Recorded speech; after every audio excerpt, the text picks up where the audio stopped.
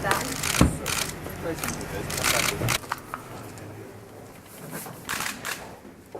well, guys. Get it out. Working on this. I lose on my vowels. It's okay. Get Jeff on. Mrs. Bleich and the official party.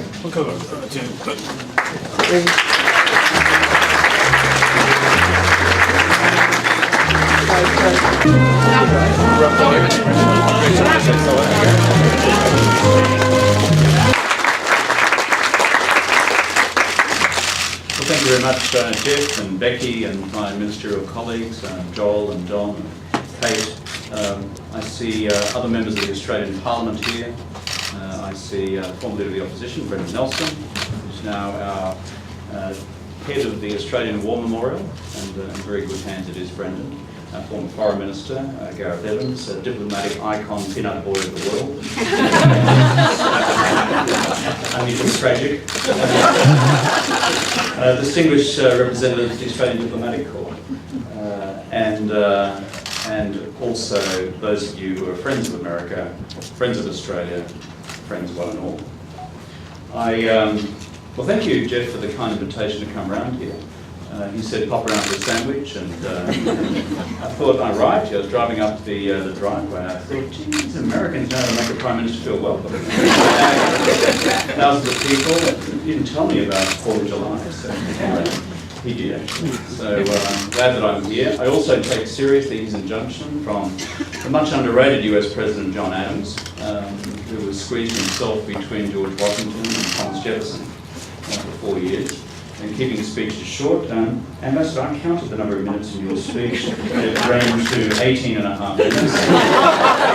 And you have 17 minutes of undiluted joy ahead of you. The greatest misstatement of politicians around the world, I will be brief. See you as a great too, as Dean of the Diplomatic Corps, and thank you for your friendship over the years, and to my other ambassadorial friends around here. Also, I was taken by the reference to baseball and all the stuff that you Americans go on about with baseball. I'm sure it's good. I'm sure you'll learn how to play cricket, the real game, one day. One thing that's always puzzled me, when you call it the World Series,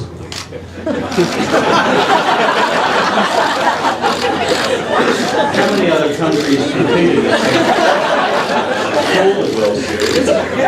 And does that make it hard to win? I mean, cricket, we sort of play against other countries. Rugby, we do that too. We've got another game coming up against the Lions. Anyway, just a moment of reflection on that. Thank you, Jeff, for inviting me to America's birthday party.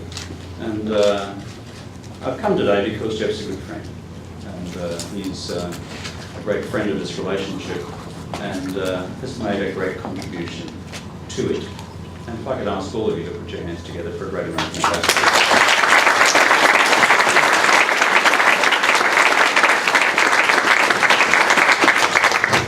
Today we're commemorating the moment when a people effectively drew a line under all that was wrong with an old world order and committed itself to creating a society based on liberty, equality and the rule of law.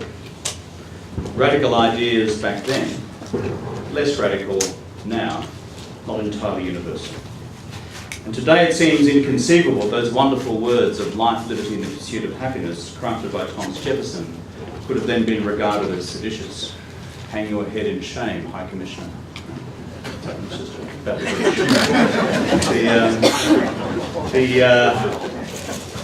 It's just an Australia-Britain thing, I think. The Great Declaration asserting the incontrovertible principle that all men are created equal was the foundation stone of your nation. And they, today, are great abiding values, and they what bind our nations together. Now, in recent times, I've had a little bit of spare time on my hands. So I've been doing a bit of reading, always dangerous for those in the political establishment.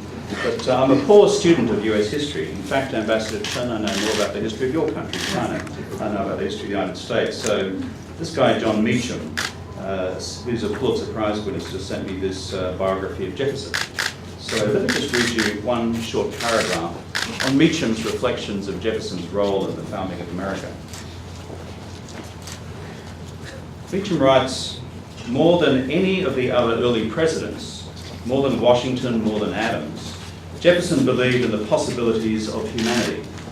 He dreamed big, but understood that dreams become reality only when their champions are strong enough and wily enough to bend history to their purposes. Broadly put, philosophers think, politicians manoeuvre.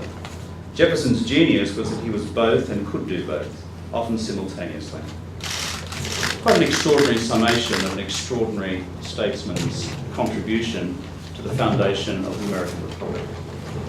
And that's why, when Jefferson put hand to paper and constructed the immortal words of the Declaration of Independence, that this was an extraordinary exercise in not just draftsmanship, but in the universality of human values.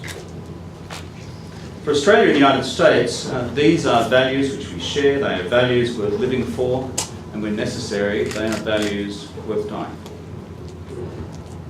As memorials around the globe will attest, countless American and Australian servicemen and women have died and are still dying for the principles enshrined in Thomas Jefferson's timeless poetry. The 4th of July joined our nations together in another much less known way. It was on that day in 1918, Australians and Americans fought together for the very first time in battlefields of Europe. And, I should emphasise, with the Americans in the field for the first time under an Australian commander. It turned out very well. On that day, the joint Australian and American forces attacked and defeated a German stronghold in a place called Hamel in France. It was so decisive that German Field Marshal Ludendorff later described it as the darkest day in the history of war. It also marked the beginning of the German retreat that ended in defeat just months later. Now, almost a century later, these bonds remain very tight. Bonds between America and bonds between America and Australia. But you know something? These are not exclusive bonds. We extend the bonds of friendship to countries around the world. And therefore I welcome so much the presence of so many ambassadors from countries with whom we have fantastic relations. From the great continent of Africa to our friends from Latin America, the great countries of Asia, and those, of course, who have come here some time ago in our earliest diplomatic relations with the countries of Europe, and our friends also from the Middle East. I think there is a great wisdom in Australia's place in the world. I think it's this. We see ourselves as a middle power with regional interests and with global interests, and animated by universal values. We seek to make a difference where we can. We seek to make a difference for the better where we can.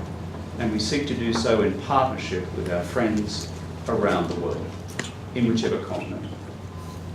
This morning, for example, I just had a cup of tea with Ambassador Chen from China. One of the things which animates me most as Prime Minister in this country, and previously in other capacities, including as Prime Minister of this country, is what do we do as two peoples and two governments to ensure that these two great powers work together for the peace and prosperity of our wider Pacific region. Those of us who are students of history are fearful sometimes of what we read in the past. We assume that there's an inevitability to great powers ending up in conflict. I have a slightly different view. I believe we make our own history. If we choose to write it, we can in fact write a very peaceful future chapter of the emergence of the great US-China relationship, one which avoids conflict, one which builds common prosperity, and one which attends to the interests of us all. And that's something to which I remain deeply committed. It was my privilege, as Jeff just indicated, to take a call from President Obama the other night on the phone. I hadn't realised he was in Air Force One. All I know is he sounded as exhausted as most other heads of government I speak to at any time of the week. There are a few challenges which heads of government face. But it was great to have that conversation with him. We spoke much about China. We spoke much about the work we've done together in the past as President and Prime Minister dealing with the challenges of the global financial crisis. And I look forward very much to working with him in the future. President Obama is a great guy. He gets it. He understands. And he's a great friend and partner of Australia. Tomorrow I fly to Indonesia Australia's most important near neighbour. A country of vast population, 250 million people, and to renew my deep personal and continuing friendship with SBY, Susilo Bambang Yudhoyono, the President of the Indonesian Republic. I'd say this to the Australians here today as we reflect on our place in the world, not just with America, not with China, not just across all the continents of the world. Bear in mind one thing. Our nearest neighbour, Indonesia, is a huge and continuing political, democratic story unfolding. And it is a tribute to the people of Indonesia, the successes which they've achieved. And on top of that, for those of us in Australia looking through the lens of our own national interest, the country to our north, this vast country will within a decade be a vast economy by global standards. For those of you here from business, I think we need to open our eyes afresh to the huge economic opportunities which lie in the Australia-Indonesia trade and investment relationship. So, can I say this to our friends around the world? Australia continues in business as a regional partner and as a global partner. There are many good things for us to do together. We'd like to see ourselves, as Gareth once famously framed it, as a good international citizen. I've never been able to beat that phrase in terms of what we seek to do. And we'd like to continue to do that with each and every one of you in every corner of the world where we can. So to our American friends, I would say a very, very happy birthday. To Jeff and Becky, we're going to miss you. And as you head back across the Pacific, when you finally choose to reflect the reality of what the name World Series infers, may there be an Australian team in the World Series. And let's give them a race for our money. Happy 4th of July.